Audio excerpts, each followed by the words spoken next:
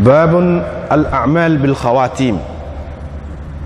Amalan manusia dikira dengan yang terakhir daripadanya.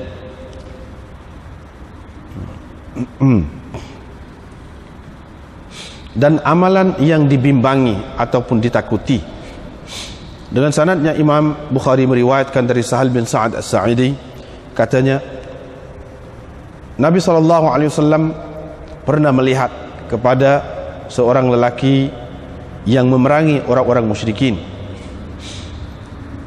Dia adalah di antara orang yang paling hebat dalam menghadapi mereka. Tiba-tiba Nabi SAW bersabda, sesiapa yang mahu melihat kepada seorang ahli neraka, bolehlah dia melihat kepada orang ini. Fatabi'ahu rajul, maka orang tadi diikuti oleh seorang lelaki lain. Falam yazal ala dhalik hatta juriha, terus dia berperang sampai mendapat luka. Fasta'jal al-maut, maka dia menyegerakan mati, dia mahu cepat mati. Maka diletakkan ujung pedangnya di antara dua teteknya, mana di tengah dadanya.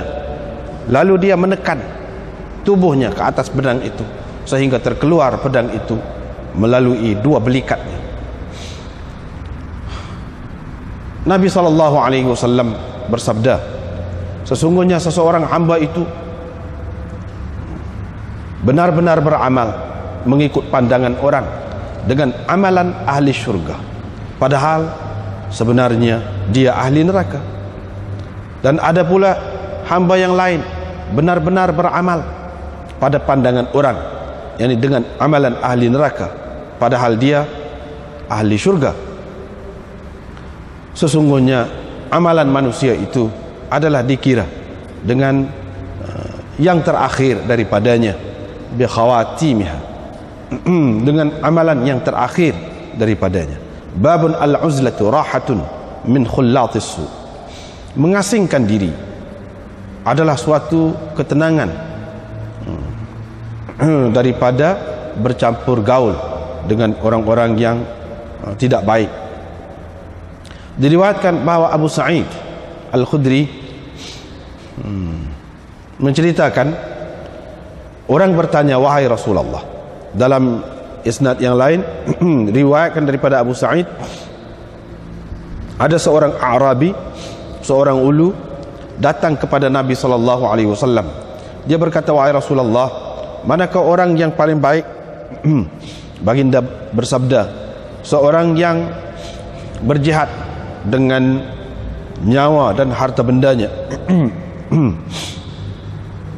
Itu yang pertama. Yang kedua ialah seorang yang berada di salah satu lembah, di salah satu lereng bukit, di mana dia beribadat kepada Tuhannya dan meninggalkan orang ramai kerana kejahatannya.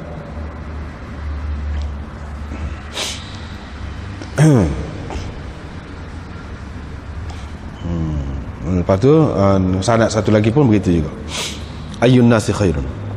Diriwayatkan dari Abi Sa'id, beliau mendengar Nabi SAW bersabda, akan datang suatu zaman kepada manusia di mana sebaik-baik harta seseorang muslim ialah kambing yang dibawanya ke puncak gunung dan ke tempat turun air hujan. Yafirru bidinihi minal fitan, dia membawa lari agamanya daripada fitnah.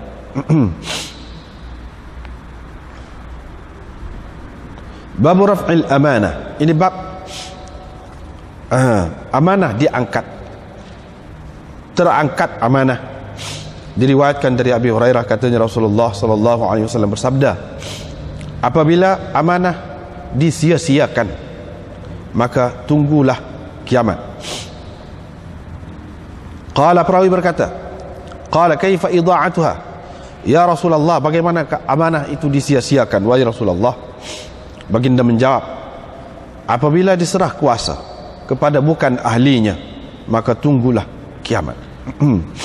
Diriwayatkan dari Hudzaifah, beliau berkata, Rasulullah sallallahu alaihi wasallam telah menceritakan kepada kami dua hadis, yang mana salah satu daripada dua hadis itu telah pun saya tengok, telah pun saya lihat, dan saya menunggu yang satu lagi. Nabi SAW menceritakan kepada kami bahawa amanah turun ke pangkal hati manusia. Kemudian mereka mengetahui melalui Al-Quran, kemudian mengetahui pula melalui sunnah. Baginda menceritakan kepada kami tentang terangkatnya amanah. Baginda bersabda, seseorang tidur sejenak, lalu amanah hilang dari hatinya, wa yadhallu atharuha mithlal aktsaril waqt, tinggal kesannya seperti satu titik. Thumma yanamun nauma, kemudian dia tidur pula sejenak, dia ambil pula amanah, kesannya tinggal seperti kesan melecur, kajamrin dahrajtahu ala rijlik, seperti bara api yang engkau golekkan di atas kakimu, maka melecurlah kaki. Engkau nampak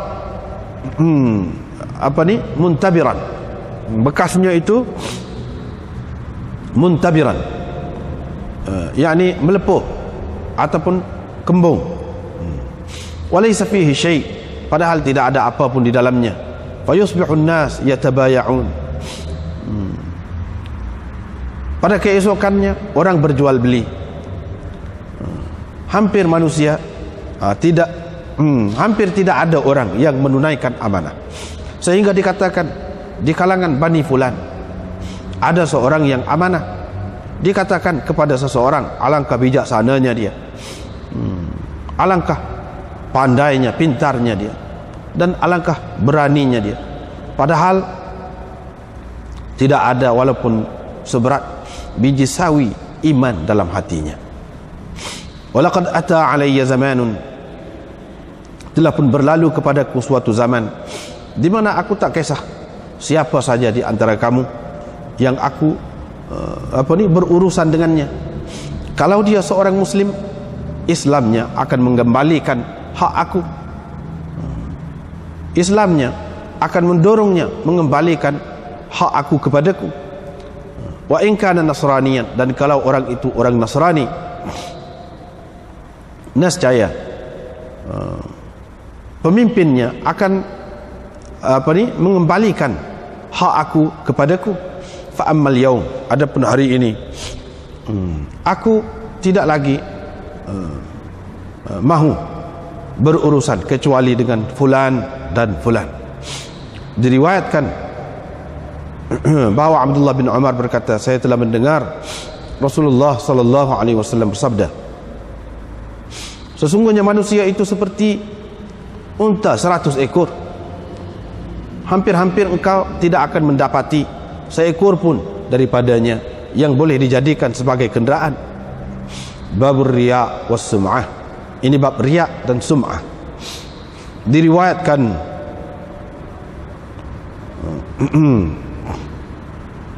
dari Salamah, beliau berkata, saya telah mendengar Jundub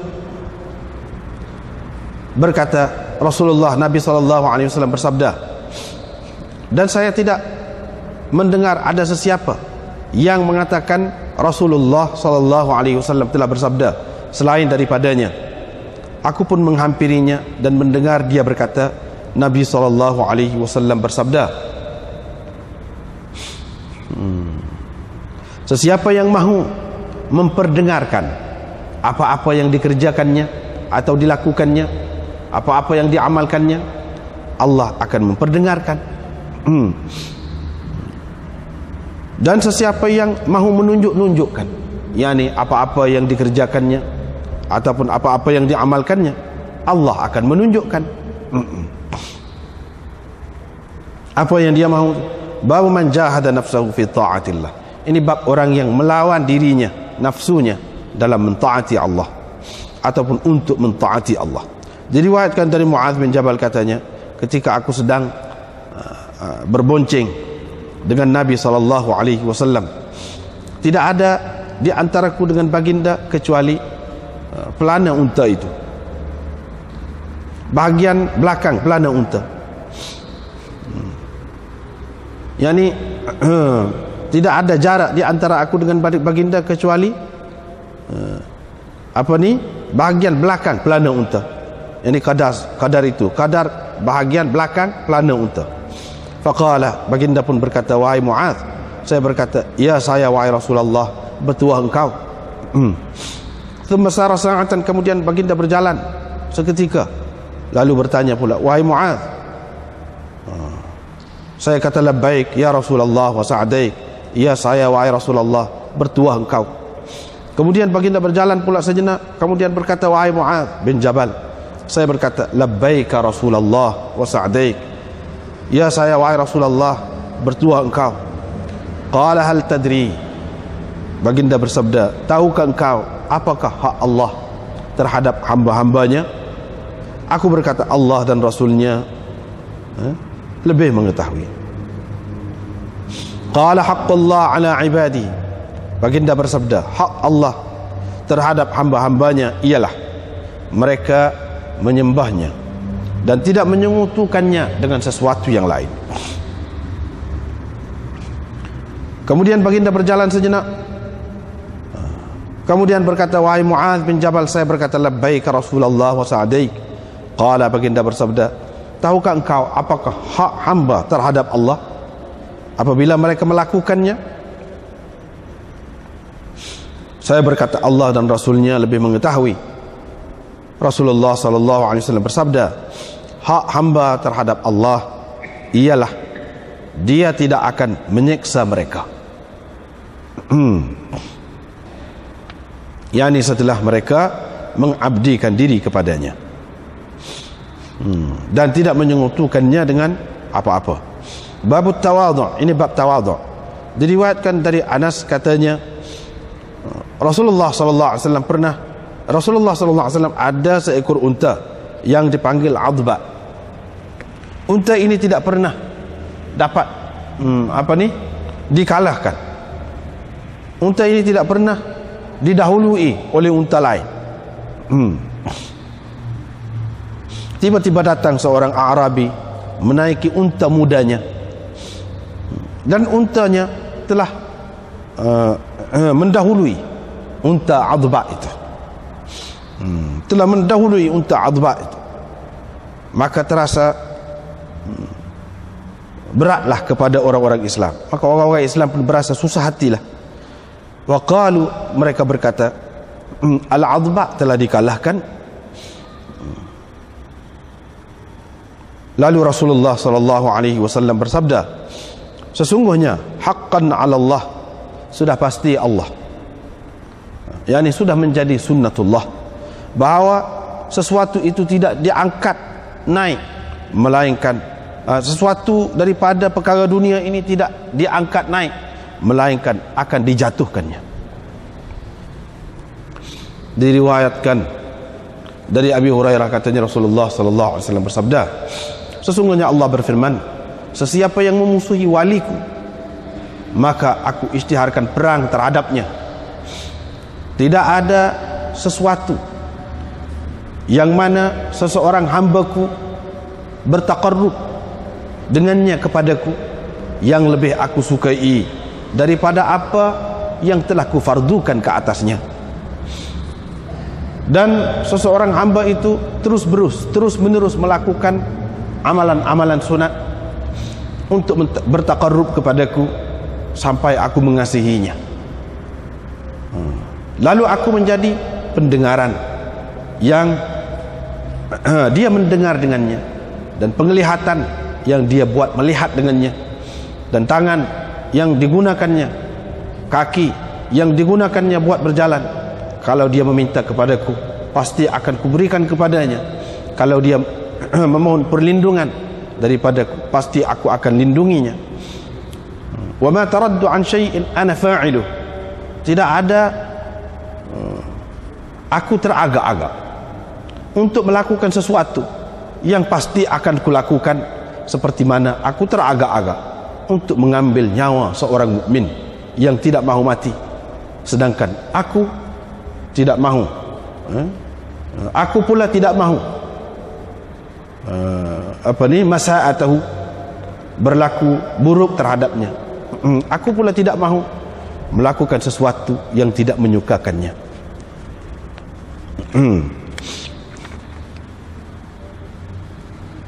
Baiklah. Ini masih lagi dalam Kitabur Riqaq. Perkara-perkara yang membaiki jiwa manusia lagi, yang melembutkan hati dan membaiki jiwa. Amalan manusia dikira dengan kesudahan yang terakhir, dan amalan yang ditakuti. Di sini nak ceritanya apa tujuan dia buat ni. Kita walaupun baik macam mana pun jangan berasa sedap hati. Tuhan jangan buat.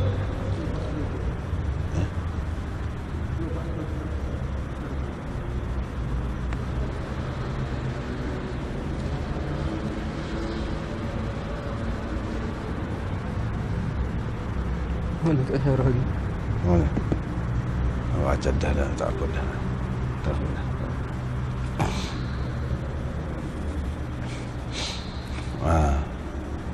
Tak apalah.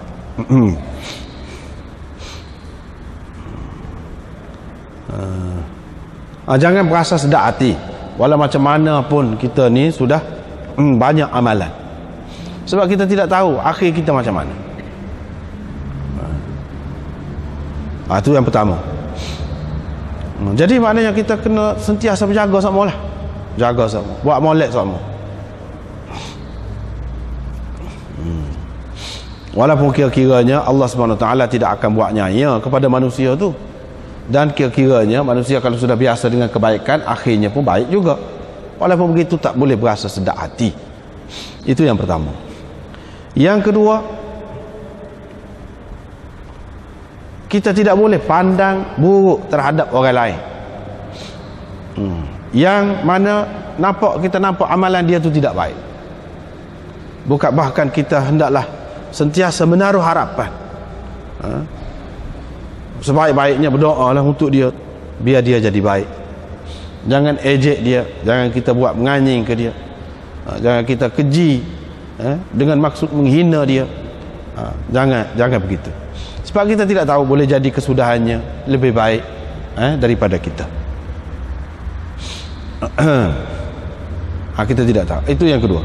Yang ketiga, orang yang jahat itu, kalau dia tahu bahawa dalam agama ni macam ni, mana dia tidak putus asa.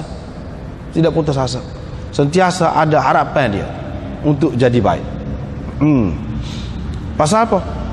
Walaupun dulu dia tidak baik, lepas pada tu kalau dia buat baik betul-betul, hak dulu tu kira-kiranya Allah SWT hapuskan. Sebab Allah SWT kira dengan yang terakhir. Kalau dulu jahat pun tak kira, boleh jadi diampunkan dosa dia. Itu.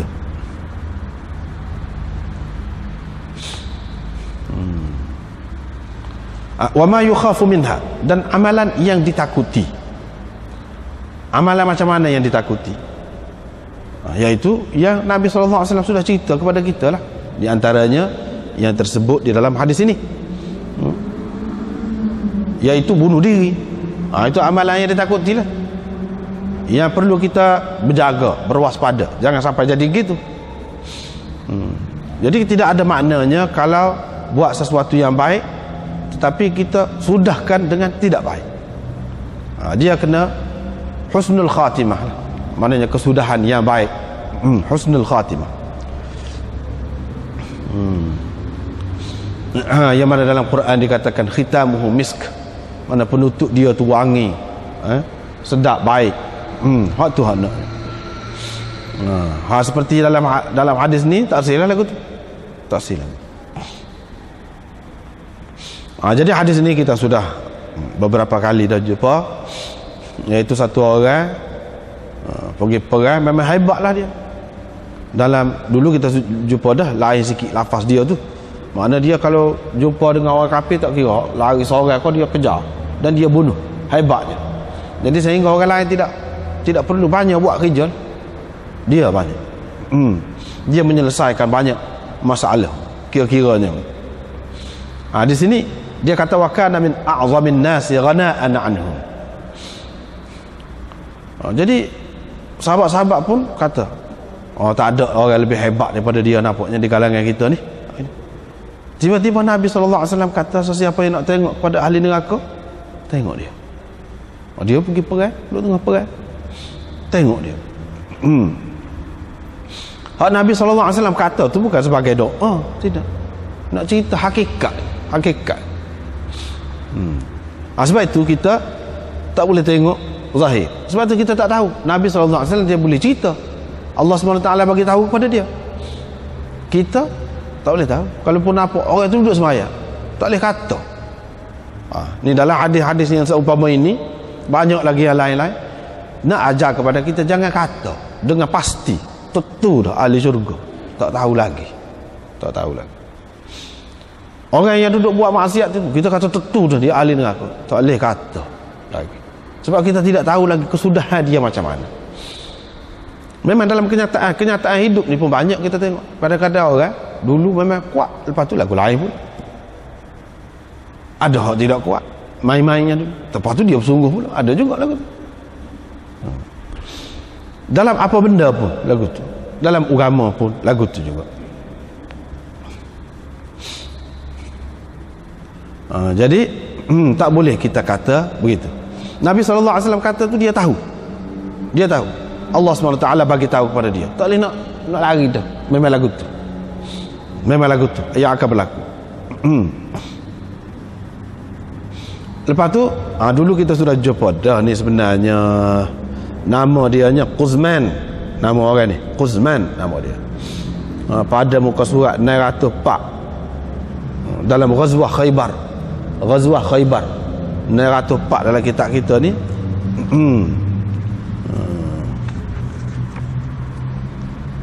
Kalau kita tengok sebentar 904 ni.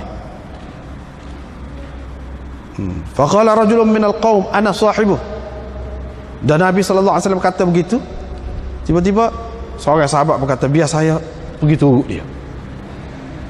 Dia kata dalam hati dia, aku nak turut dia. Dia pun turut. Fakharaja ma'ahu. Dia pun turut asal itu.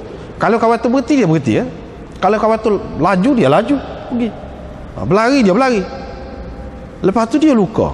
Tu cerita sini lebih detail pada muka surat 904. Sudah berlalu dah ada. Dia luka kuat lah, parah. Dia pun sepuh tadi lah, nak cepat mati. Dia letak pedang tu di tanah, yang ni apa ni pemegang dia tu. Ulu dia tu, ulu tu letak di tanah. Mata dia tu, ujung pedang tu letak ni di dada. Lepas tu dia tekan dia. Faqatala nafsahu. Maka dengan itu dia membunuh diri dia. Fakharaja ar-rajul. Orang tu pun bila dah mati, orang tu pun balik pergi. Dia pun kata, ni sini jelas. Asyhadu annaka rasulullah. Aku bersaksi bahawanya sesungguhnya engkau adalah Rasulullah. Orang pun kata, apa? Sebelum ni tak mengaku lagi kau? Terkejutlah. Qala ar-rajulu alladhi dhakarta anifan innahu min ahli an-nar fa'azama an-nasu dhalika faqultu ana lakum bihi fakharajtu fi talabi thumma itu dari situ. Orang yang kau sebut tadi ahli neraka, orang-orang lain berasa susah hati, berasa tak senang. Apa? Aku pun kata, aku nak cerita, aku nak turut. Dia pun turut, dia pun cerita lagu tu. Lalulah Nabi SAW kata supaya dengan hadis ni juga lain itu supaya maknanya zahirnya pada pandangan orang amalan ahli syurga.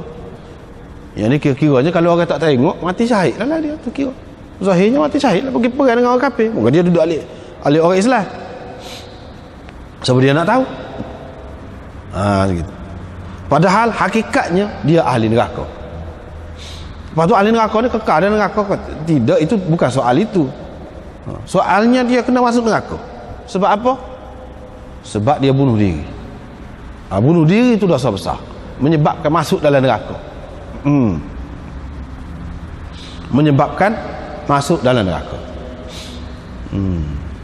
Dan mengikut setengah-setengah ulama, dia kata hak ni Nabi SAW kata dia ahli neraka, mana sudah pasti dia masuk neraka. Tetapi adakah semua orang yang bunuh diri itu mesti masuk neraka? Ahli-ahli ilmu akidah, usuluddin, dia kata tak mesti. Boleh jadi Tuhan ampunkan.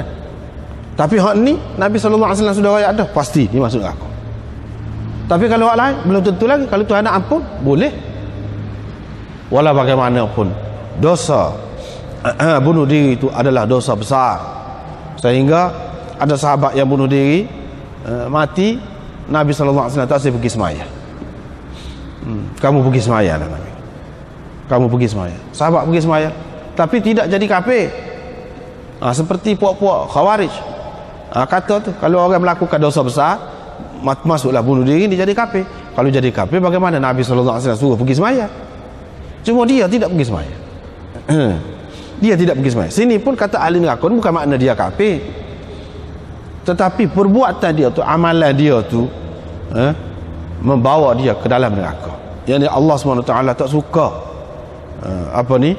orang ni bunuh diri. Tak boleh. La taqtulu anfusakum, jangan kamu bunuh diri kamu. Itu dalam Quran. Jangan kamu bunuh diri kamu dengan apa cara sekalipun. Jadi haknya sini.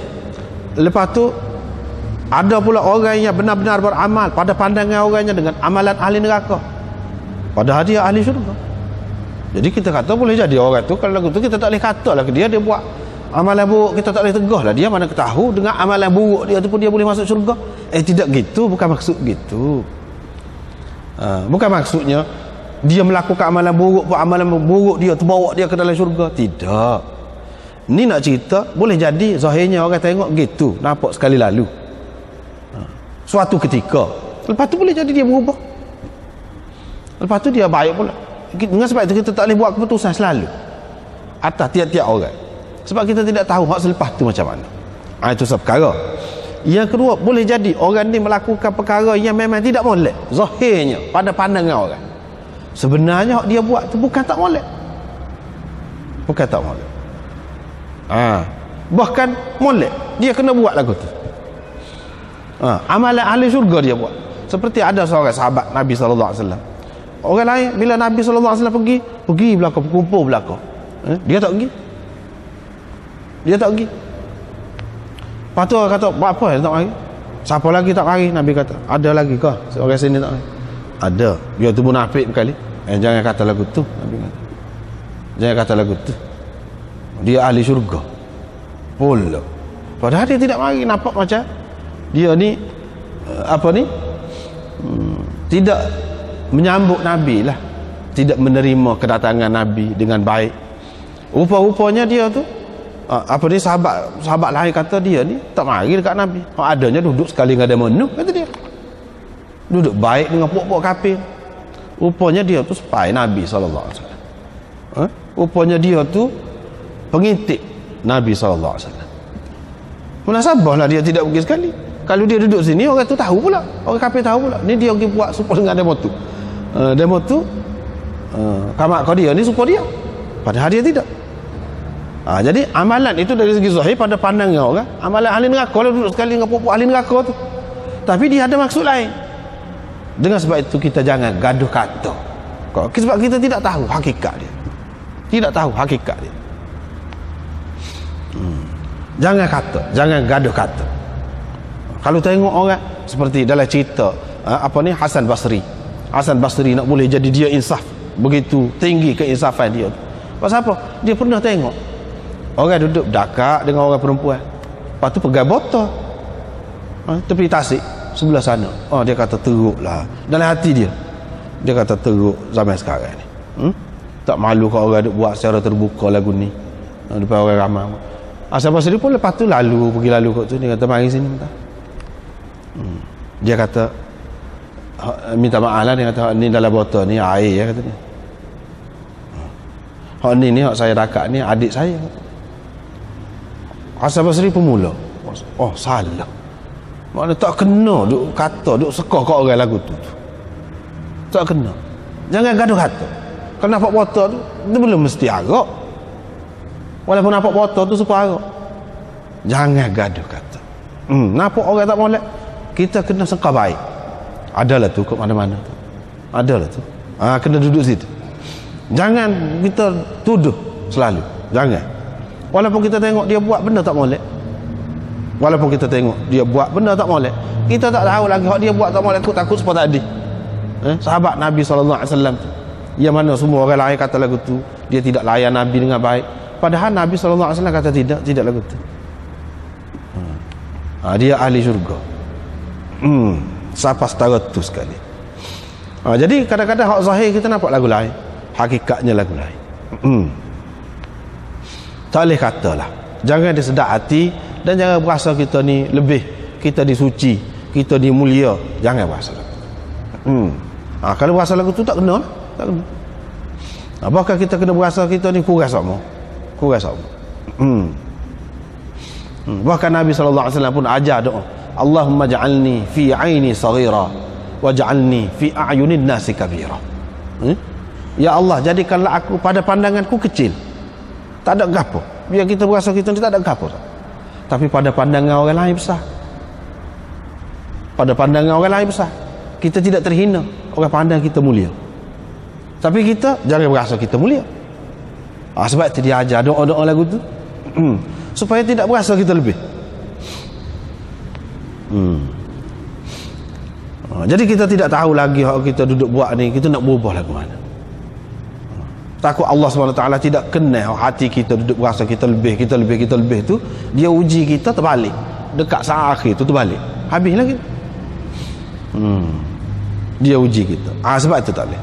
Ada pun orang yang takut tu, dia berasa dia takut, dia bersalah, dia berasa dia bersalah. Sebab Tuhan kenal, dia berasa lagu. Akhir sekali Tuhan balik jadi baik dia. Boleh jadi belakang. Kita rasa sedap hati dah. Moga kita molek belakang dah. Keturunan Islam dah. Semaya sama dah. Juh dah nampak. Jadi kita berasa lebih. Apalagi kalau orang mari dekat kita, suruh kita doa, kau suruh kita buat air, kau suruh kita buat gapo-gapo, kita berdoa jadi. Kita berasa kita makbul di sisi Allah. Jangan sekali-kali. Hak moleknya tak usah benda-benda lagu tu. Takut apa? Takut kita ni berasa timbul benda-benda hak tak molek lagu tu. Perasaan-perasaan besar diri lebih makbul lah bahasanya di sisi Allah SWT. Tak boleh lagu tu. Allah SWT tak kenal lagi.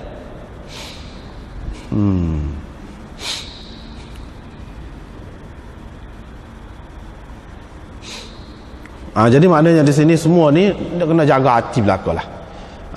Kalau buat perang kau gapo kau nampak hebat, takut jadi berasa hebat, berasa lebih, berasa berani, berasa banyak beri sumbangan. Tak boleh lagu tu. Allah SWT tak kena. Bahkan kalau kita buat sebanyak mana pun kena berasa sikit, kecil, tak ada gapo yang kita buat. Baru dia kena orang lagu tu. Babul uzlah. Ini bab uzlah. Uzlah makna mengasingkan diri, tidak bergaul dengan orang. Uzlah adalah satu kerehatan, ketenangan daripada bergaul dengan orang-orang yang tidak baik. Ini ajaran uzlah. Biasanya orang-orang tasawuf, dia uzlah ni tak jumpa dengan orang, pergi jauh. Pergi jauh daripada orang.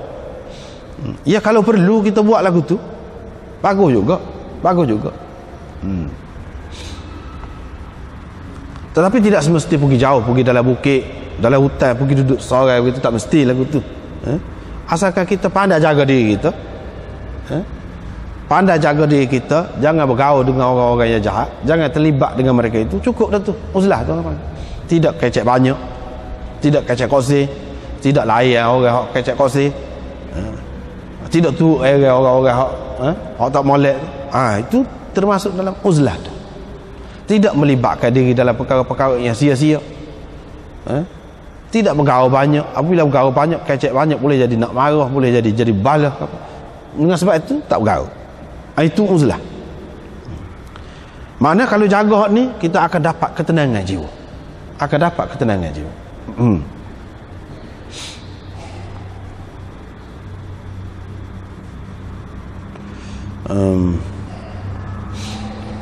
Ada sahabat tanya, siapakah orang yang paling baik? Dia kata, rajulun jahada bi nafsihi wa malih.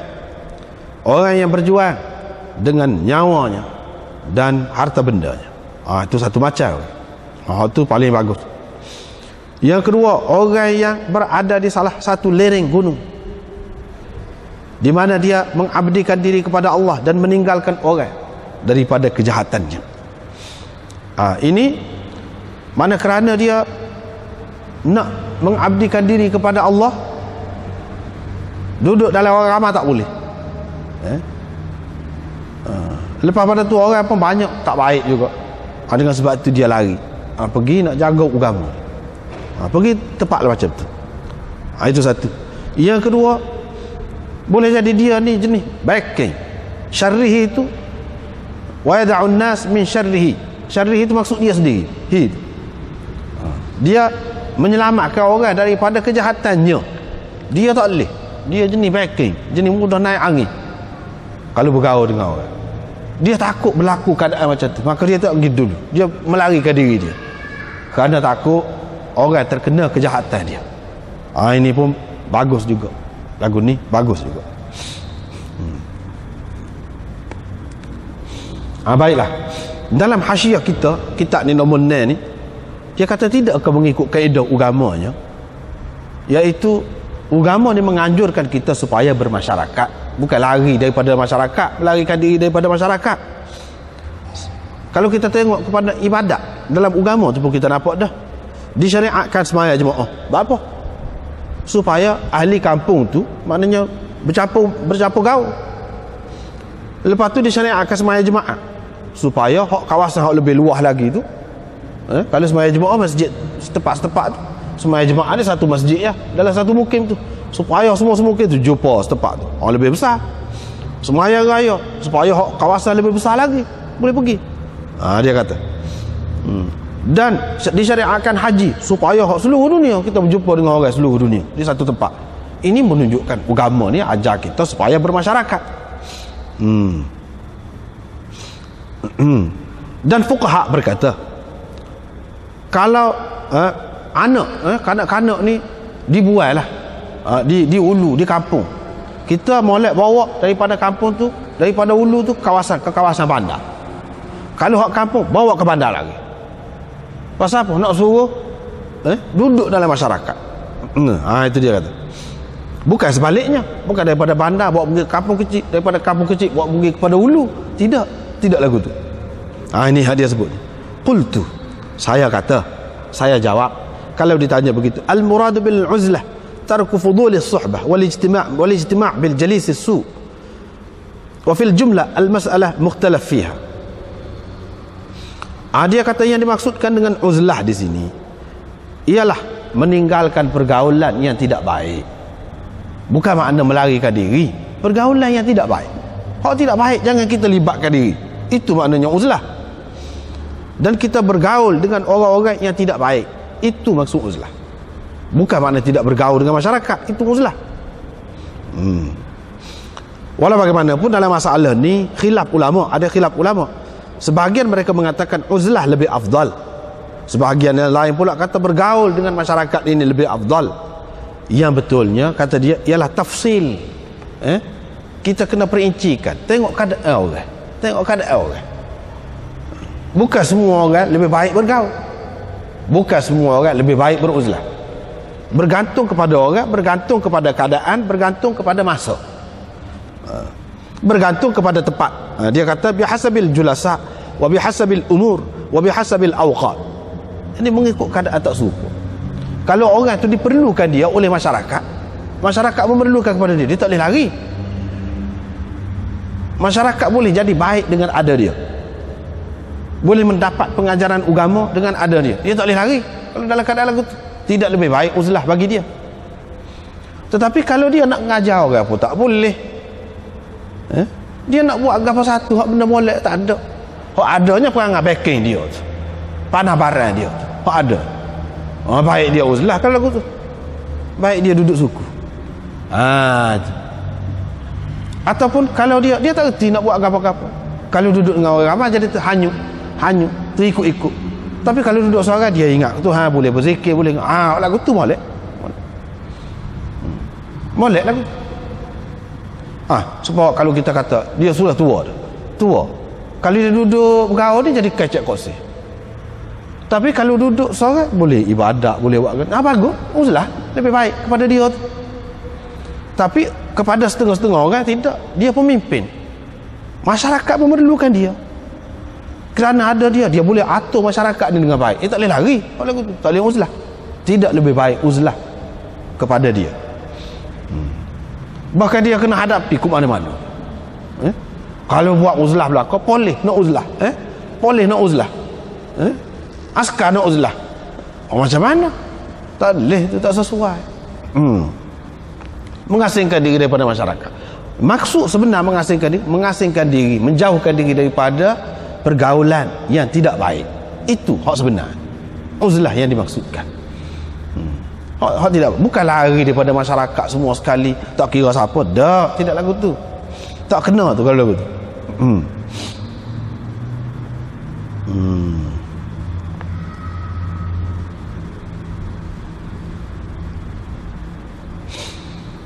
Seterusnya akan tiba suatu zaman kepada manusia di mana sebaik-baik harta seorang muslim ialah kambing yang dibawanya ke puncak gunung dan ke tempat-tempat turun hujan, kawasan tadahan hujan. Kita kata yafirru bidinihi minal fitan, dia membawa lari agamanya daripada fitnah. Ini pun maknanya mengikut keadaan zaman. Boleh jadi ada suatu zaman yang perlu buat lagu tu, hak tu yang terbaik, maka lebih baik buat lagu tu. Tapi dalam keadaan biasa tidak begitu. Bab raf'il amanah, ini bab amanah terangkat. Apabila disia-siakan amanah maka tunggulah kiamat. Sahabat tanya, bagaimana disia-siakan amanah itu wahai Rasulullah? Dia kata apabila diserahkan urusan ataupun jawatan kepada orang yang bukan ahlinya, maka tunggulah kiamat. Tunggulah kiamat. Maknanya amanah ini disia-siakan amanah. Maknanya amanah ni sesuai dengan keadaan lah, benda tu. Bidan, banyak bidan, gapa-gapa pun mana kena beri kepada ahli dia. Kalau tidak beri kepada ahli dia, jadi rosak. Hak dalam dunia ni pun rosak. Fantazir sa'ah itu, apakah sa'ah itu maksudnya kiamat ataupun sa'ah itu maksudnya kerosakan, kekacauan? Boleh jadi kedua-duanya itu.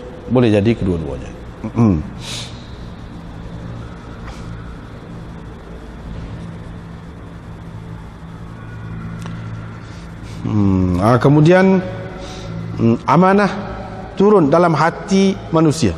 Yang dimaksudkan dengan amanah di sini ialah kesedaran beragama, naluri beragama ada dalam pangkal hati manusia. Setiap orang manusia jadi tu ada selalu dah keinginan beragama tu dalam jiwa dia, tak kira bangsa mana. Dengan sebab itu kalau manusia ni tak ada agama pun dia ada juga buah hormat tu, buah hormat pemujaan tu dia ada juga. Kagum kepada sesuatu, sekurang-kurangnya pergi berkubur, pergi kubur tu duduk tafakur, sekurang-kurang. Jadi dia nak cerita di sini amanah, di sini maksudnya agama. Inna aradna al-amanata 'ala as-samawati wal ard wal jibal fa abaina an yahmilnaha wa ashfaqna minha wa hamalaha al-insan. Amanah di situ maksudnya agama. Sini pun maksudnya agama. Lepas tu mereka tahu melalui Al-Quran, kemudian mereka tahu melalui sunnah pula.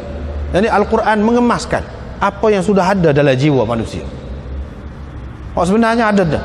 Al-Quran mari sedang molek, Quran mari pula tambah, mari Quran. Lepas tu sunnah pula mari tambah dengan sunnah pula, lebih menguatkan lagi. Maknanya kalau nak kira manusia ni dengan agama, serupa dengan perasaan takut, perasaan kasih, perasaan cemburu, perasaan macam-macam lagi, naluri lain lagi. Waktu tu Allah SWT buat ada dalam setiap diri manusia. Agama ni pun lagu tu juga. Kemudian mereka tahu melalui Al-Quran tentang amanah, tahu pula melalui sunnah. Yang ni Quran penjelaskan lagi, sunnah penjelaskan lagi. Kemudian Nabi SAW menceritakan kepada kami tentang terangkat amanah itu. Terangkat amanah itu. Yang dimaksudkan amanah di sini ialah sebahagian daripada hasil agama tu ataupun buah agama tu. Hak tu hak hilang. Bukan agama semua sekali hilang, tidak. Tetapi buah kepada agama, hasil kepada agama tu hilang. Dia kata seseorang tu tidur sejenak, lepas tu amanah diambil daripada hati, tinggal titik, bintik saja ada. Kemudian tidur pula. Apabila bangun tu tinggal apa dia? Tinggal macam kesan melecur. Kita panggil nepuh.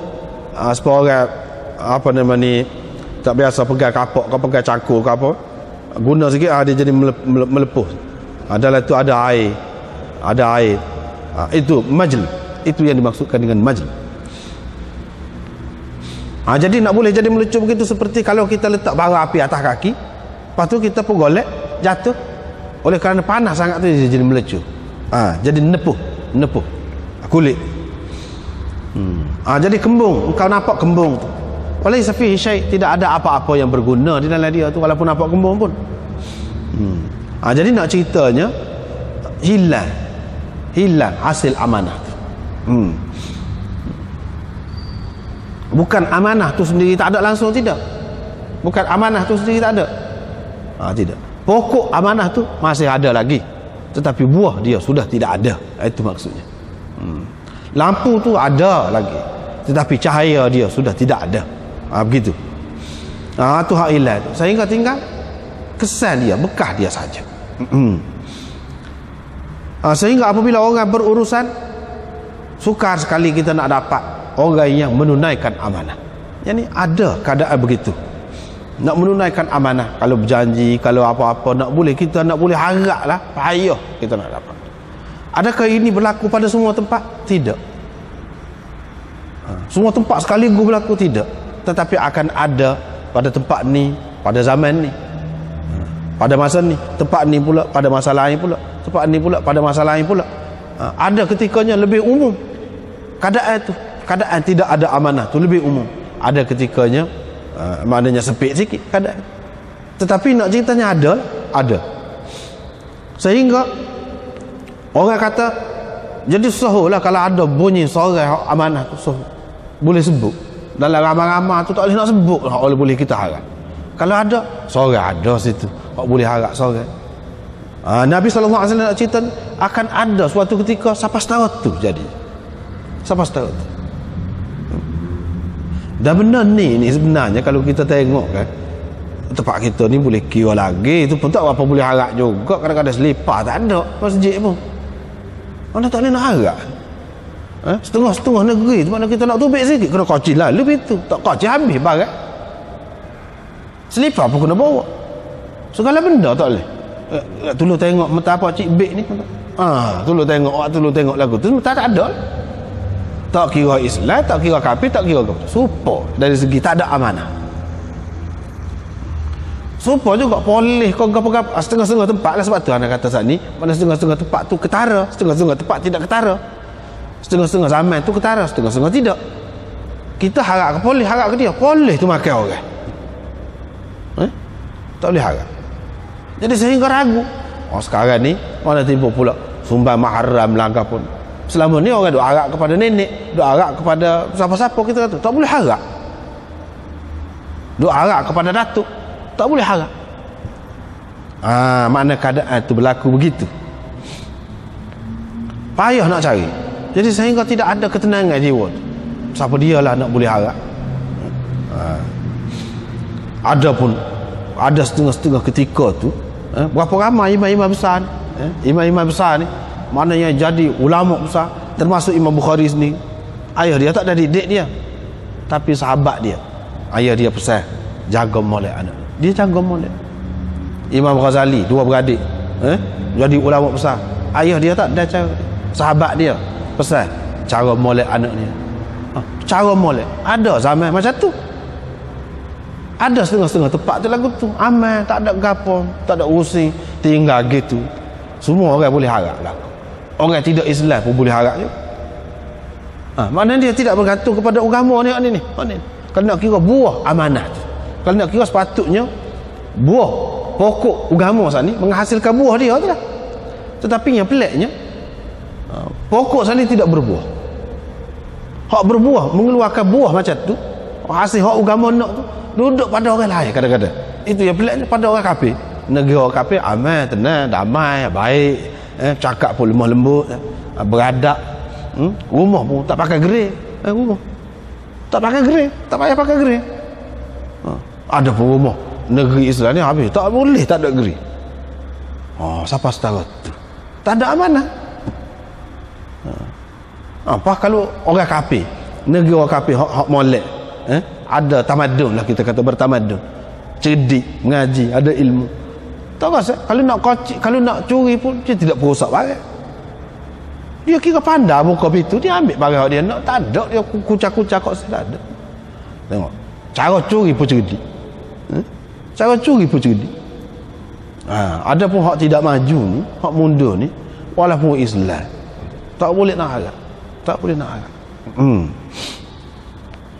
Semuanya kebah belakang.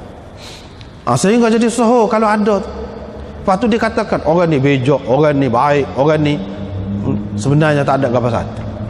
Ni dalam hati dia tidak ada walaupun sebesar biji sawi iman. Ni satu maknanya nak cerita tak betul hak orang kata bejok, orang kata cerdik, orang kata baik, orang kata berani, tak betul.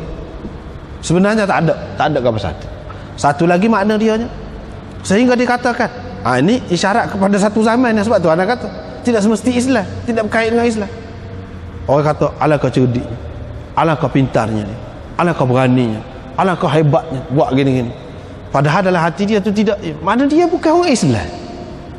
Sebesar biji sawi pun tak ada iman, hak orang Islam tu ada, tetapi orang panggil dia orang cerdik. Alangkah cerdiknya, alangkah bijaknya, alangkah rajinnya, alangkah bersungguhnya. Hak sepatutnya bersungguh, rajin, baik, berani, itu semua tu sifat orang Islam. Sepatutnya lahir daripada pokok buah-buah yang seumpama itu lahir daripada pokok Islam, tapi tidak begitu, lahir daripada orang hak bukan Islam.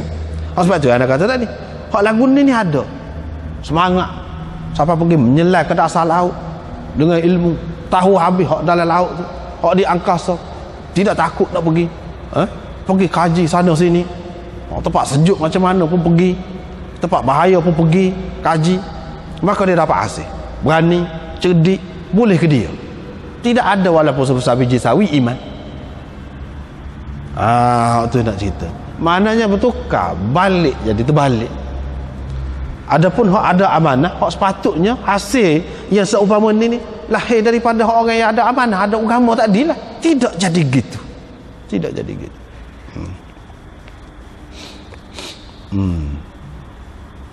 Sudah berlalu zaman di mana aku tak kisah siapa saja aku berjual beli, aku berurusan. Kalau orang Islam dia akan mengembalikan barang aku tu kepada aku. Dia tak akan lari. Kalau dia berhutang, dia tidak akan lesapkan hutang tu. Islam dia akan mendorong dia bayar balik kepada aku. Islam dia. Itu ada zaman macam tu. Kalau orang tidak Islam, orang Nasrani pula, pemimpin dia, ketua dia, dia berdisiplin, dia suruh bayar. Pemimpin dia suruh bayar. Adapun hari ini, fama kuntu ubay'u, aku tidak akan berbayar kecuali dengan fulan dan fulan dan fulan. Orang ni sahaja. Ini kata-kata Hudzaifah ni, adakah dia menggambarkan zaman dia? menggambarkan zaman dia tu maknanya sudah tidak boleh nak boleh percaya lagi dah. Sedangkan masih ramai lagi sahabat-sahabat. Itulah ulama-ulama muskil dengan hadis ni. Dia kata kok mana ni? Padahal zaman dia tu ramai lagi sahabat-sahabat. Apa boleh bilang orang ni saja. Seseolahnya zaman amanah tu tak boleh kita harap kepada orang tu sudah berlalu, tak ada. Jadi mereka jawab, hak ni yang terbaiknya pada anak. Hak ni Huzaifah kata ni, mana dia kata ni sebagai orang masing-masing zaman tu kata yang menghadapi di zaman dia sendiri. Misalnya kita duduk dalam suasana macam tu, kita kata dulu senang kita, dulu baik, orang baik-baik, lepas tu sekarang ni tidak. Orang tu kata, lepas tu orang lain pula kata, mana atas lidah masing-masing orang. Itu dia kata tu, bukan dia kata untuk dia. Mana masing-masing orang yang menghadapi zaman itu dia kata gitulah. Dia kata lagu itulah. Mana kalau dulu molek, dulu baik, sebab kita katalah orang zaman dulu baik, keluarga pergi mari gitu gini. Zaman sekarang ni tak boleh harap budak-budak ni. Misalnya kita kata gitu. Jadi siapa-siapa pun dalam suasana kita ni akan berkata begitu. Sebab masyarakat kita serupa. Dia akan kata, memang tak ada dah hubungan baik mesra keluarga ke apa ni. Zaman dulu ialah zaman kita muda-muda dulu, budak-budak dulu pergi mari sangat. Tapi zaman sekarang dia tak ada. Semua orang kata lagu tu. Di tempat kita, tempat lain pula, lagu lain pula dia kata. Jadi masing-masing merungut dengan keadaan yang tidak baik. Setelah mereka menerima keadaan yang baik sebelum itu. Jadi sehingga dia kata kalau masalah jual beli ni, dulu baik juga, lah ni tak boleh. Orang ni saja boleh. Mana keadaan teruk itu berlaku, boleh berlaku. Itu maknanya kalau orang ni tidak ada agama, tidak menyuburkan agama, dan agama dia tu tidak ada hasil, maka lagu ni lah jadinya. Mana keadaan orang tidak tenang, hidup pun maknanya tidak bahagia. Duduk terkenal kepada masa lalu, masa lalu yang indah tu kita kata. Ada pun masa yang dia sedang hadapi tu rosak dah. Itulah akibatnya.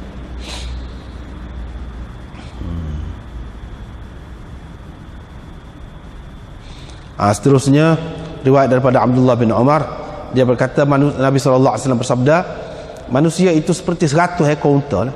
Dalam 100 ekor unta tu kita nak cari seekor apa payah hak boleh nak buat kenderaan. Nak ceritanya begitu juga kita hidup ni, dalam hak seramai-ramai jangan kita fikir hak jenis ni ramai. Dak. Kita berjumpa hak ni tak puas hati, hak ni pun tak puas hati, hak ni pun tak puas hati. Kita jangan susah hati. Tu hendaknya. Kita kena ingat kebanyakannya hak Tuhan buat ni hak biasa. Hak berjenis-berjenis, hak istimewa sangat tu, dia jarang-jarang seorang yang ada.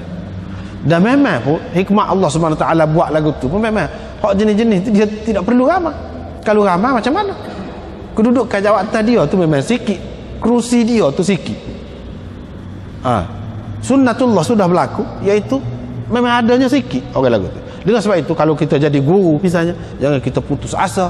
Pasal apa? Anak buah kita tak boleh jadi Perdana Menteri. Perdana Menteri tu berapa orang nak jadi? Kena fikir gitu. Barulah kita senang hati.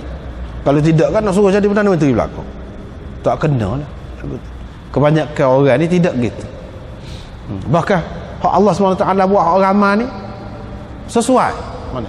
Faedah untuk orang ramai. Ada pun hak sikit-sikit memang dia tu yang pentingnya, tetapi tidak perlu ramai. Tu mana kalau kenderaan pun lagu tu juga. Nak cari hak molek, hak jenis tu payah.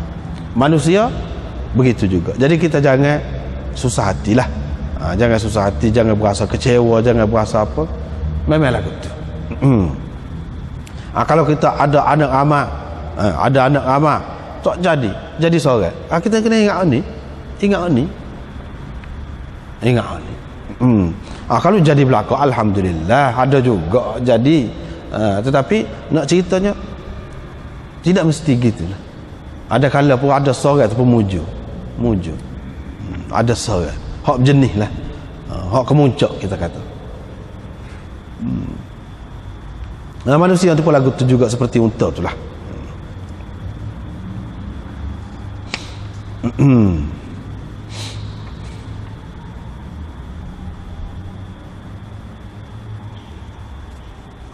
Babur riya' was sum'ah. Ini bab riya' dan sum'ah. Riya' ni maknanya buat sesuatu kebaikan nak menunjuk, biar orang nampak, biar orang tengok. Sum'ah tu buat sesuatu biar orang dengar, biar orang dengar. Itu maknanya. Jadi hak ni pun sifat yang tidak baik juga. Kalau ada di dalam diri manusia tu, jadi hati dia jadi cemar, tidak lembut lah hati dia. Tidak lembut. Riya' dan sum'ah. Tapi dia banyak perincian juga. Yang dimaksudkan dengan riya' tu hak individu lah, hak individu. Kalau hak orang ramai, tak apa, kita rayak. Kita rayak. Kita ada syarikat. Syarikat ni nak bagi derma kepada sekian-sekian. Untuk apa-apa.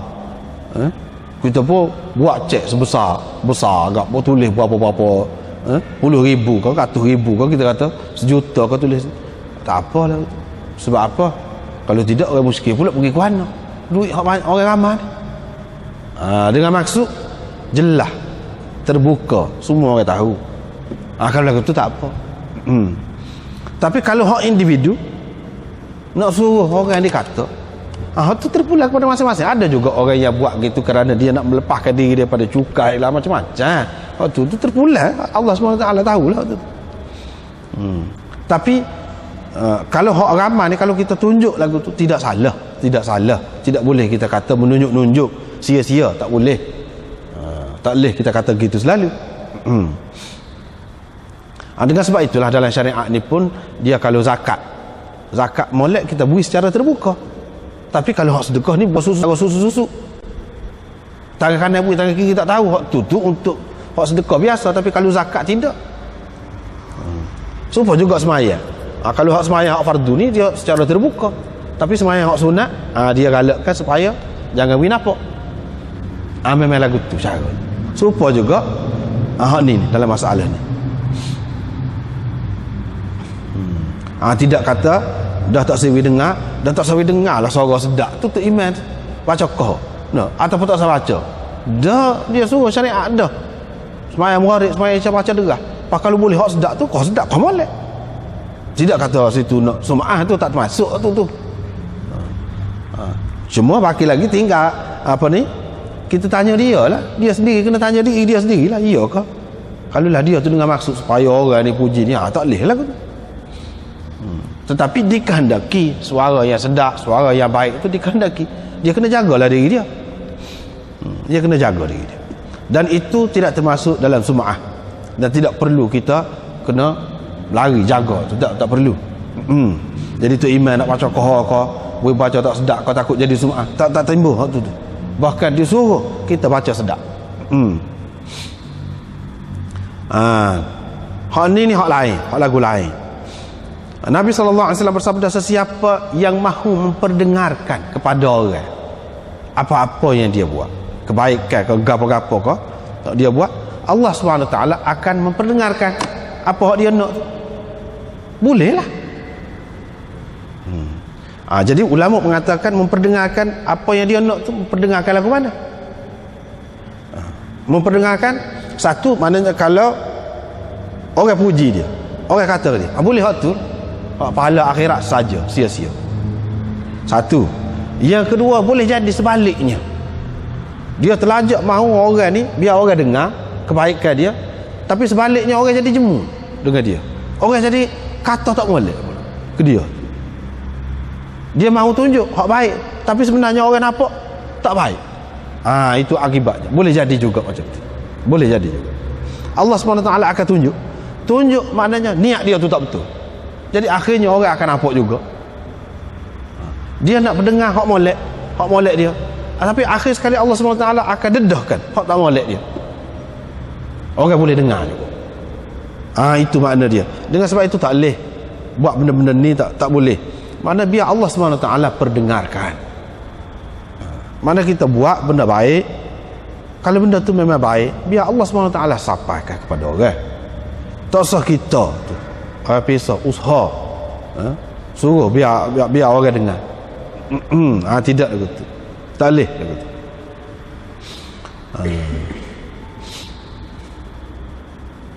Ada menunjuk-nunjukkan, itu pun tak boleh juga.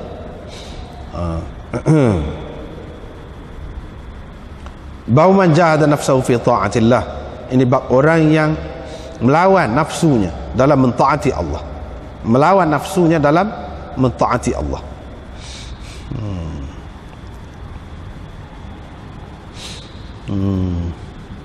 Ini cerita Mu'adh ni, beberapa kali Nabi SAW panggil dia, lepas tu dia jawab apa tadi. Dia kata apa hak Allah terhadap hambanya? Dia kata Allah wa rasuluhu alam. Nabi SAW pun kata haqqullah ala ibadihi, hak Allah nak daripada hamba buat terhadap dia, apa dia, iaitu mengabdikan diri kepadanya dan tidak menyekutukannya dengan sesuatu yang lain. Itu hak Allah nak daripada manusia. Lepas tu hak Allah jamin untuk manusia. Untuk manusia. Apa dia? Apabila mereka itu buat seperti tadi, iaitu Allah tidak menyeksa mereka. Allah tidak menyeksa mereka.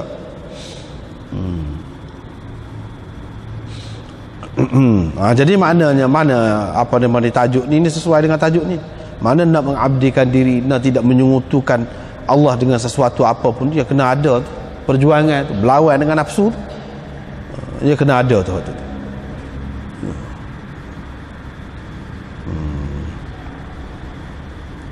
Jadi Allah SWT jamin untuk tidak menyeksanya. Tidak menyeksa orang tu. Jadi kalau dia tu mengabdikan diri kepada Allah dan tidak menyekutukannya dengan sesuatu yang lain. Itu jaminan lah, jaminan daripada Allah. Kemudian makna ibadat tu gapo dia? Makna syirik tu gapo dia? Apakah yang dikatakan tidak menyekutukan Allah dengan sesuatu yang lain tu macam mana?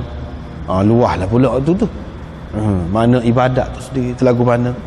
Tidak menyekutukan Allah dengan sesuatu yang lain tu lagu mana? Banyak.